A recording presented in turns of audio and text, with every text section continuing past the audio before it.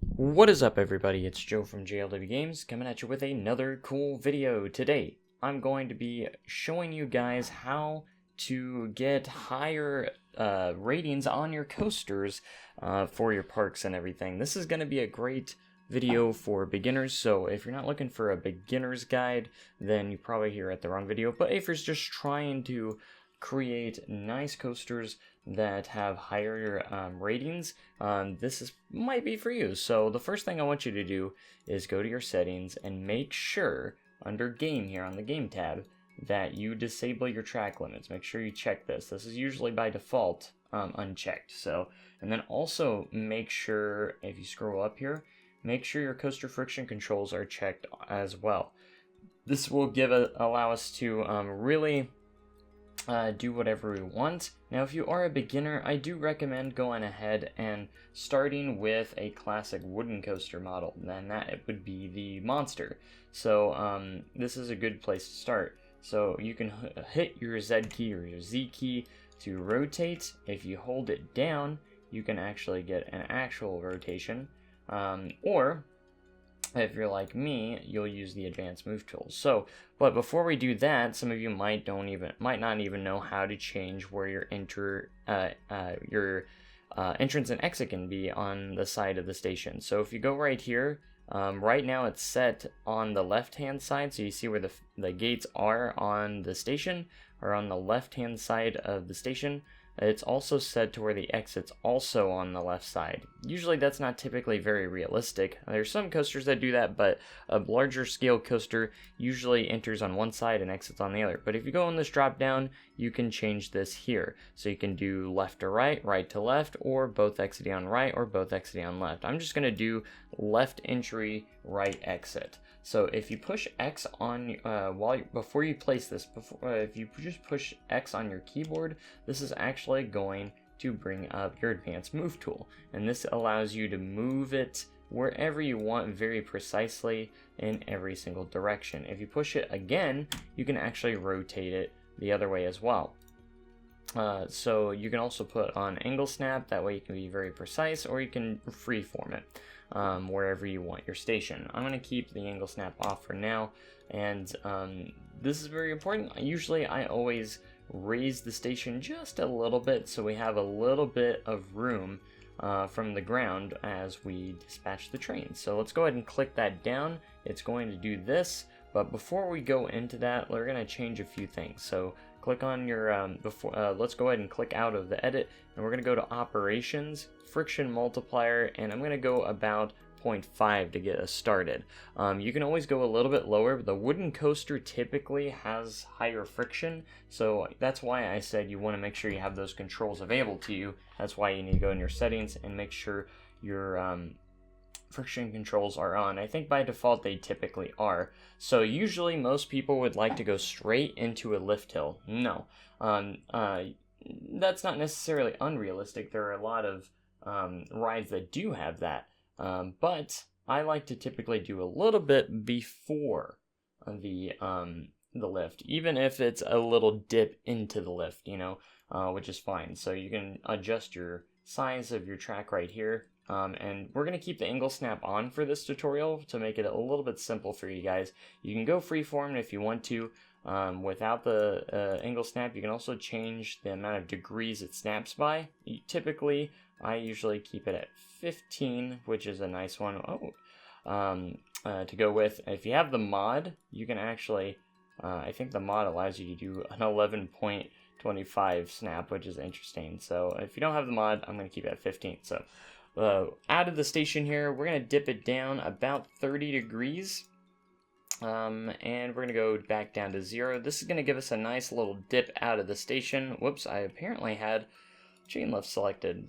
Typically it does chain lift, so make sure you have your standard track selected, not chain lift, so you don't make that mistake. And then we're going to go back up 30 degrees, and this is going to connect us with our lift hill. Typically, if you want a more realistic lift, most coasters you want to keep that degree at 30 degrees. There's a lot of exceptions to where there are some steeper lift hills out there, but typically for like a wooden coaster, just a classic woody, we're going to keep it at 30 degrees for now. So you'll want to build this up And if you're trying to stay a little bit more realistic, I would typically say with a classic wood coaster, unless you're trying to break tons of records, I'd typically say between a 75-foot tall lift up to about a 120-foot lift.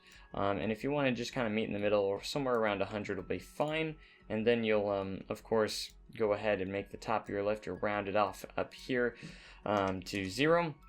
And then typically on the next piece, I usually keep that chain lift active. I'm going to go ahead and drop that down and shrink it. That way there's a little bit, and then you want to shrink it down to where it looks nice and even. So that way there's a little bit of the lift coming off into the drop. That, to me, that's just a little bit more realistic. I'm going to get my piece a little bit longer here for this drop. It's not a bad idea to have some longer pieces for this. So for this first one, we're going to drop it down to about 45 because that looks the most natural. And we're going to go down to about 60. The smooth tool will typically make it less steep, so you kind of want to overdo it a little bit. So we're going to go ahead and ride this out here. So we're getting close to the ground. Maybe go about 30 here. 15 and 0. So you can shape up your drop however you want, and then just go ahead and smooth it out with a smooth tool. That will give us a nice, as you can see, it's going to get rid of that steepness. So typically I wouldn't go much past 60 degrees if you're going for a realistic classic wood coaster. Again, if you are a beginner, I do recommend starting with the wood coaster, as it is kind of an easier thing. So what we're going to be shooting for is better test results here. So just keep that in mind, that that's what we're going for, is for good test results. So guests will flock over to this coaster. And the biggest key to having good test results is airtime. Guests love airtime, which pretty much means on your airtime or on your hills, you want to make sure that you're getting a good enough amount of airtime, which means you want to make sure your trains aren't going over your hills too slowly. You want to make sure they're at least going over at a pretty decent rate. So after this first initial drop, we're actually going to put in a pretty small hill. Nothing too big, but I want to keep it a little realistic. So we're going to try and do this. So when you're creating your airtime hills, it's usually typically good when you're going up into the hill. You want it very nice gradual build up into the hill, kind of like so. But when you get to the top, you kind of want to level it out and maybe even use shorter pieces at the top. And that way it kind of whips you over this hill at the top of it. And then you'll gradually go back down. Kind of like so. That way, at the peak of that hill, you're going to get whipped over it quite a bit. So you want to go ahead and smooth these out as well. You don't want to smooth these as much because it gets rid of that whip a little bit. Also, a good thing to do is to make sure you're testing your ride as you're doing this. You want to make sure you're on live data and you can actually see the live results of your coaster, so you can see the results of that. So going up the lift hill, it's always going to have some pretty low ratings, but as it gains height, the excitement actually goes up as you get towards the top of the hill, which is great. So I think this is a nice little drop, and then we have a nice, really kind of like an ejector airtime hill, which guests love. Again, we did turn our frictions down, and we can actually adjust that after the ride is complete as well, so keep that in mind. So we're going to go ahead and drop off here. You can see our excitement staying in the green. That's the main thing we want to keep up. And you can see when we go over that airtime hill, our excitement gets over 10. So that's why it's important to have a lot of these airtime moments while you're creating this ride, or rides like this. So with that being said, another good element to put in is kind of like some bank turns or helixes. Those also keep the excitement pretty high up. So I think what we're going to do is we're going to create a hill here. We're going to go up just a little bit. Let's go ahead and, I don't know if I want to go too high up, but we're going to go ahead and go up here, which is about 38 feet. And then we're going to go ahead and bank our bank it a little bit. You can go about 45, maybe 60 at the most. we're going to go ahead and stick with 45, and I'm going to go ahead and go at about, let's say, a 30-degree angle. Let's go ahead and do this out a little bit, and actually for this I'm going to place a piece, delete a piece, and then turn off angle snap, and just make this go down not a whole lot, just slightly. Probably, let's go about, actually let's keep that on, and we're going to go 15 degrees. So yeah, keep the angle snap on for now, is what we're going to do. Because now we're going to, actually let's turn this a little sharper. At 45 is a good place to be. And as you can see, we're going to slowly go downwards. And let's go ahead and level it out at 0 here.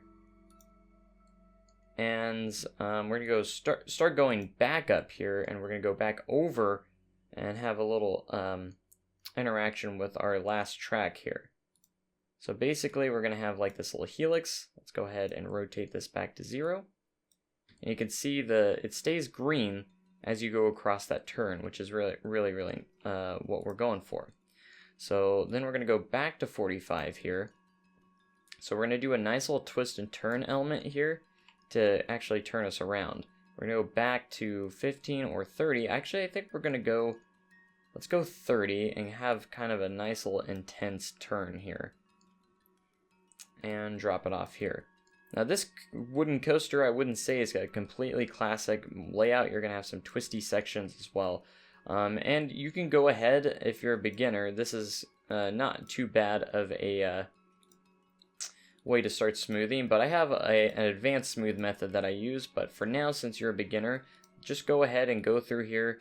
On your turns, don't smooth them out too much. Just a couple clicks will do it, especially when you get to these twists and turns.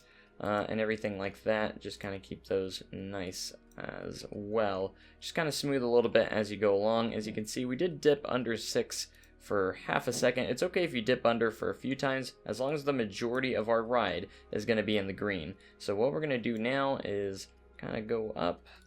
We're going to create yet another airtime hill. I'm going to make this a little bit smaller. That way it kind of whips us over this a little bit, and we have a little bit energy to work with, so we're gonna go back down, and that way you go up a little bit, but then you get whipped down a little bit as well. So that's gonna be a nice little turnaround for our ride. So this ride isn't gonna be fairly super long, so you can see how well this works out when you have one big drop and stay close to the ground for a majority of the ride. It keeps the pacing of your ride nice and fast, and you can just see how much it gets pretty insane when you go around here. You see that green, you want to try and keep that as green as long as possible, and then look at that. And we might throw in another airtime hill here, so we're gonna go up a little bit here and just have a nice little pop of airtime going for this right here. There we go. That's gonna be a nice little pop of airtime for the ride, and then we could potentially start looking at getting back to the station fairly soon. Again, you want to keep your pacing very high, so if you want a longer ride, you're definitely going to want to make a taller coaster, but typically if you just want to try and do your best to keep that green across the board, you're going to have to keep your pacing very high up. So for this, I think we're going to go ahead and go into another bank turn here, and we're going to go back to 45. Let's go 15, and let's spread this one out just a little bit more. So we're going to kind of fly through here. You can see how fast paced it is, keeping that green, and we want to keep that fear a little bit lower, but in smoothing the track out will actually probably help with that fear rating as well. So don't be too worried about that. We might even be able to make this a little bit taller. We're going to go up to 30, because we do have quite a bit of speed we're working with here. So we're going to work with that speed. So coming from right here, let's go ahead and level it back out, and we're going to start descending here on a nice drop. We're going to whip it over here, over this drop a bit, and we're going to get down to the ground. That's a nice little bit of airtime going in there. We're going to go ahead, go up to 45. We'll go up to 15. just for a moment, we're going to continue to stay low to the ground, and then right here, let's see, maybe even put in a little bit of a diagonal section. That way we're not staying too uniform, trying to keep it a little bit. So we're going to go diagonal for a moment here. But you can see, look at that, those ratings right there. We're staying in the green. That's what we want. So the ultimate goal is to have greens across the board. Doesn't always happen perfectly. So I think before we get too far, I'm going to go back and we're going to go ahead and do a little bit of smoothing. I'm going to smooth this little hill going down. And this will help with our fear rating, because our fear rating was getting a little bit too high, a little bit high. So smoothing these out, you do sacrifice a little bit of your excitement, but you're putting it into the fear, so the fear rating isn't too high. So you want to be careful with that. Again, with these turns, I wouldn't smooth them out too much, because you don't want it to get rid of your banking overall too much. You know, we just want to smooth this out a little bit, so it helps with our fear rating, and that way our fear isn't too high, because we want that to stay in the green as well. Same with our nausea. Our nausea, for the most part, is staying pretty low, which is definitely a good thing. It maybe pops up a little bit, but you can see after smoothing, look at all it. It's staying green that entire time. That's exactly what we want out of this ride. Everything is staying green. We're almost staying at a 10 excitement rating, which is insane. So that's exactly what we want. So going over here, we got our nice little diagonal section that we want, but we're going to go ahead and actually start popping up here a little bit. So we're going to go back to where we were. So at this point, I think I'm going to get getting close to the end of the ride. That way, the majority of the ride has those green stats. One thing that you do have to keep in mind is watch out for your brake run, and make sure your brake run isn't going to be very long. You don't want your brake run being too long, because that actually goes into your excitement rating a little bit. So you want to be careful with that. All right, so this, maybe we'll go 30. And we'll make this piece a little bit shorter. Again, you want the top of your drop, or the top of your drops, to be a little bit shorter. That way it whips it over the drop a little bit faster. When you have banked hills like that, those also help quite a bit. And then you're going to be more gradual when you come down to the ground here. So that way the forces aren't too extreme when you're hitting those high speeds. But when you're going at those lower speeds, you're still staying high paced. So now I think what we're going to do for the rest of this ride is just have some nice airtime moments. So we're going to create some nice some really nice little airtime hills that will be nice for our riders here. So you can see we got a pretty solid layout going here. It's not going to be the longest ride in the world. Again, we're only working with 109 feet, so you can only do that and keep your pacing so much. You know, you don't want to ruin your pacing at all for your ride. So we're going to try and keep that up. And then I'm going to go ahead, again, do a couple of airtime hills here. And I think at the top of this one, we're going to go ahead and start our turnaround to look into getting back into our station. So once you start losing speed and you're running out of options for pacing, that's when you need to start looking at getting your train back into the station. So I think I'm going to do like a little airtime thing here. And then once you're looking at connecting it back to the station, always build from backwards here. Let's go ahead and place a block section so we can run multiple trains right there. And then we're going to go ahead and start with some friction brakes. And I'm going to go ahead and turn the angle snap off and just angle this very slightly, only a couple degrees. That way our brake run is angled and going downwards. So that should be about good right there. And then for this final piece, we're going to go ahead and auto connect it. or hitting an autosave, I think. So anyways, now it's a good idea to go back and just smooth out a couple spots here.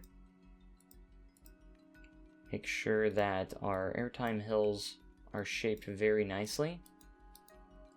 Again, you don't want to don't overdo it on the smooth tool, and especially in like turns.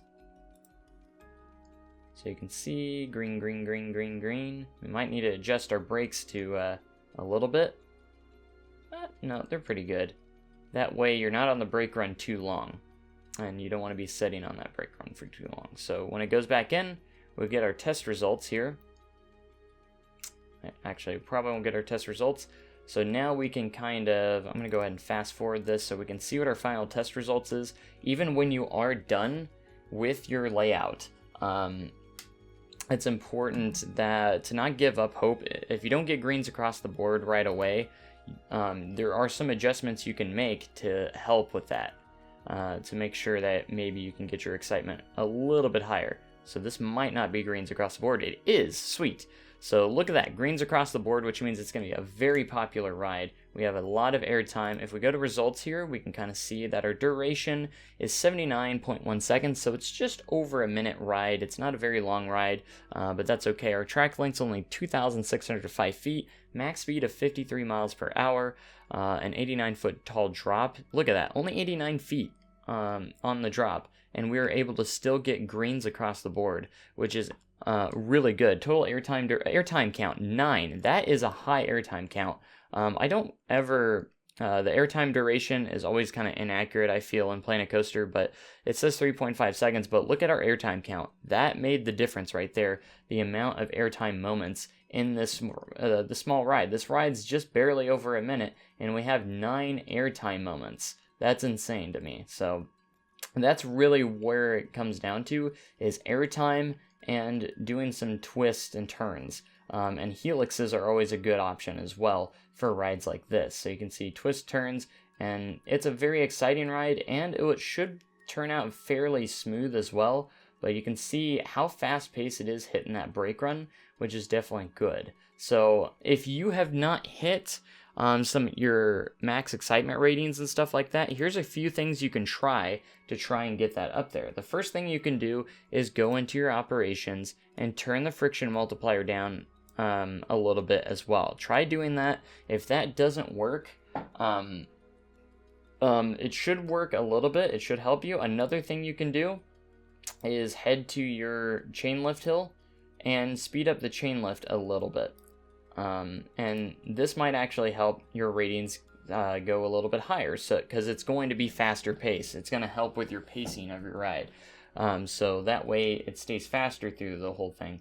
And coming off that drop, you might add another mile an hour or two going off that drop. So instead of 53 miles an hour on our max speed, it might be 54. You know, just a few minor things like that. Again, if you're not always going to hit greens across the board on the first try, I got lucky with that one, but yeah, this is a great beginner's guide for even if you want to use, the angle snapping, you can still create nice looking rides for your park, or nice coasters for your park. So just keep that in mind, and look at this. We're going to go around, and again, I did make some adjustments. We're going to see if we can get our excitement rating a little bit higher, even though we were already in the green. It was like over 7 on excitement, but I'm going to see if we can get it just a little bit higher. Now, speeding this up is going to make your ride duration even higher, so just keep that in mind. Now, it is a very fast-paced ride, which is definitely what we want. Keep the pacing up. That is what we want. So here we go. Excitement rating did go up. It's actually closer to 8 now, so you can see how that can make a difference. If you're very close to that green, but just slightly off, there's a couple adjustments you can make. So just keep that in mind. So you'll want to go ahead and place your entrance. I'm not going to go ahead, or not, this video is mostly for your layouts and how you can make good coasters. So I'm not going to go into scenery that much into this video. So I might make more on that. I did make a video on how to make a good coaster station and everything like that, but I might make one for beginners as well. So anyways, I hope this has helped. So if you go over here, we also want to do 2-train operation. So this is another important thing, guys. Before I end it here, I'm going to go ahead and show you this. So we're going to block section it off and go ahead and start the testing. So this is another important thing. So what you want to avoid is your train stacking up.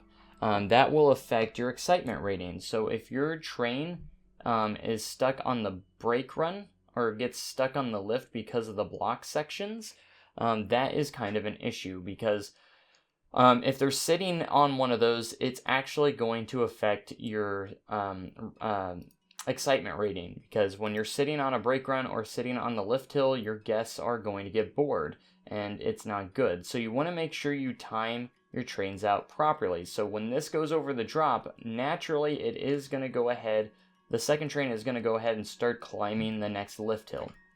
And the problem with this is, as you can see, this train is going to stop up here because this train is on the current block section. And you want to avoid that train from stopping. And there's a way you can do that. In just a moment, see, it's going to stop for a second. That's going to heavily affect your excitement rating. So to fix this, you're going to want to go into operations and then go to your miniature or a minimum departure interval, and you're going to put this up to a solid amount. So I would say, let's go ahead and go 50 seconds. Oh, not 550. 50 seconds here. And we'll see. You're going to have to test it. I'm going to go ahead and close it and reopen it. And that way the train and the station is not going to leave until this train has gotten a certain amount onto the train. So if we do this, this train is not going to immediately go after this train departs the lift hill. It will actually sit there for a little bit longer, as you can see.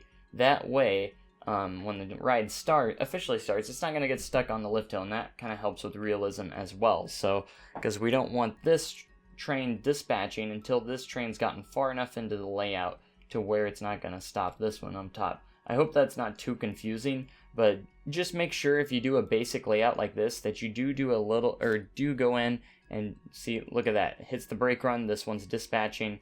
That's about perfectly timed. So you just want to make sure you do the timing kind of perfectly to where your train's not going to really stop at all. Because even if it stops on the brake run, that's going to affect your excitement as well. So you want to make sure they're constantly moving. So that was really well timed. As soon as this got right behind, the other one just got out of the station. So that's going to be perfectly timed. And it did help keep the excitement rating up. So just keep those things in mind. If you want to do multiple train operation, you can also put a mid-course brake run to also help with some of these things. But this ride is so short that it doesn't need a mid-course brake run. So that would kill some of the momentum. Mid-course brake runs, as long as you do them right, they could actually affect your excitement rating, because it could slow the pacing of your ride down if you do throw those in there.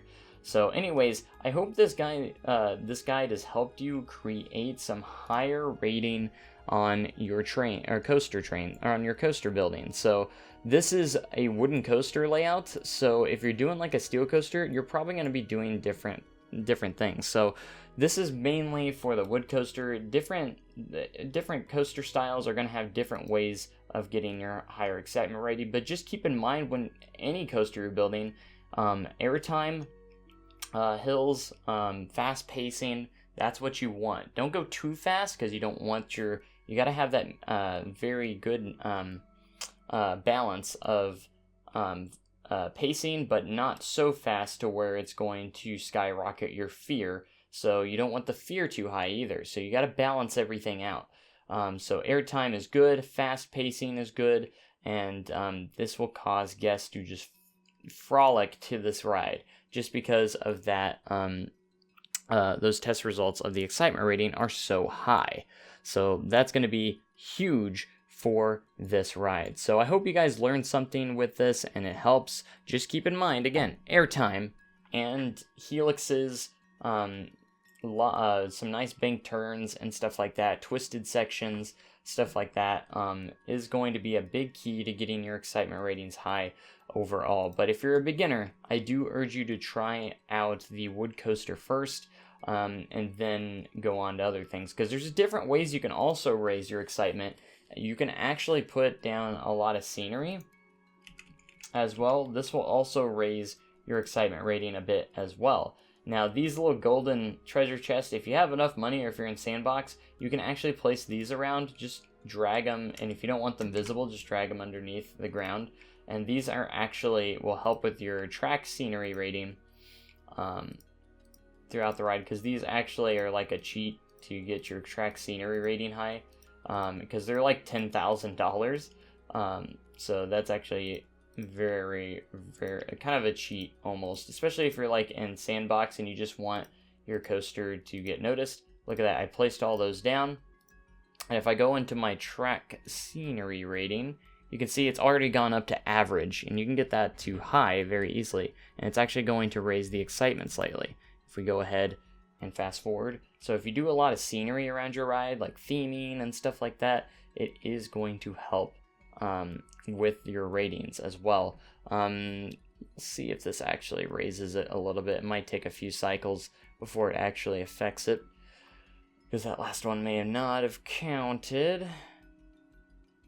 So you can see, but that track scenery rating is actually high now. Actually, it went from average to high, so you can see I actually did get it up to high. So that kind of helps out to attract more guests as well. I thought it raised the excitement rating. I could have been wrong, but it does help attract more guests to the ride. So just keep that in mind as well. Go back here. And yeah, so that's how you guys get better track scenery ratings, and how you can get better ratings for your coasters. So I hope this helped. Again, I tried to keep it a little realistic and basic as possible with using the angle snap and stuff.